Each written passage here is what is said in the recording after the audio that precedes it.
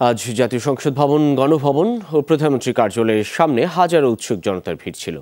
তবে সেনাবাহিনী এসব জাতীয় স্থাপনায় আর কাউকে ঢুকতে দিচ্ছে না। অনেকে বিকল্প উপায়ে ঢোকার চেষ্টা করলে তাদেরও সরিয়ে দেয় সেনা সদস্যরা। ভাঙচুর ও লুটপাটের দৃশ্য দেখে দুঃখ প্রকাশ করেন অনেকে। জাতীয় সম্পদ ধ্বংস ও লুটপাটের নিন্দা জানান তারা। স্যান্ডেলিনা সো, রূপচর্চায় আভিজাত্য।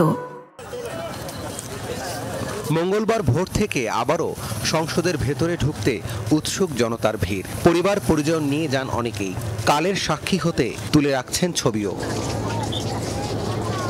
গতকাল দুপুরের পর সুযোগ সন্ধানী কিছু লোক সংসদের অধিবেশন কক্ষে চালায় তাণ্ডব। তাই আজ ভেতরে ঢুকতে দেওয়া হয়নি কাউকেই। সেনাবাহিনীর সাথে ছাত্ররাও বুঝিয়ে ফেরত পাঠায় উৎসাহী জনতাকে। আজ ছাত্র জনতার কারণে আমরা এইভাবে সংসদ ভবনে এখানে এসে দেখতে পাচ্ছি। মানুষ আসছে দেখার জন্য, তারা নিষেধ দিতেছে এগুলো আপনারা দেখেন না, ধরেন না, আরো ক্ষতি হয়ে যাবে।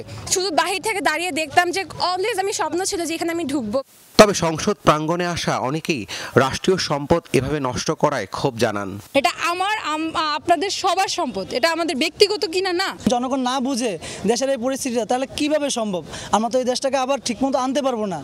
এদিকে গণভবনের চারপাশে আজও কড়া নিরাপত্তায় সেনাবাহিনী। ভিড় সামলাতে মাইকিং করছেন সেনা সদস্যরা, আছেন ছাত্ররাও। তারপরও দেয়াল টপকে ভেতরে ঢোকার চেষ্টা করেন অনেকে। কালকে যখন এইখানে হামলা হয়, আমার মনে হয় না যে কোনো ছাত্র এখানে হামলা করছে। আমরা আর কোনো সংঘাত চাই না, কোনো মৃত্যুর, কোনো হত্যাকাণ্ড চাই না, আমরা চাই শান্তি। ভাঙচুরের দৃশ্য দেখে অনেকেই দুঃখ প্রকাশ করেন। এছাড়া জাতীয় সম্পদ ধ্বংস ও লুটপাটের নিন্দাও জানান তারা। সব খালি ভাঙচুর করছে, ভাঙচুর করার দরকার কি ছিল? এখন যারাই করছে তারা নিজেরাই আফসোস করতেছে যে হায় আমরা কি করলাম। এটা আর নষ্ট করতে দেওয়া যাবে না।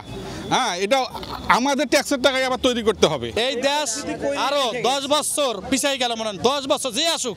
তবে আজ যারা গণভবনে প্রবেশ করতে পারেননি তাদের রয়ে গেছে কিছুটা আফসোস। আমাদের দেখতে দেওয়া উচিত ছিল, কিন্তু আমাদের তো ঢুকতে দিচ্ছে না। এখানে আসছিলাম না, পারি নাই।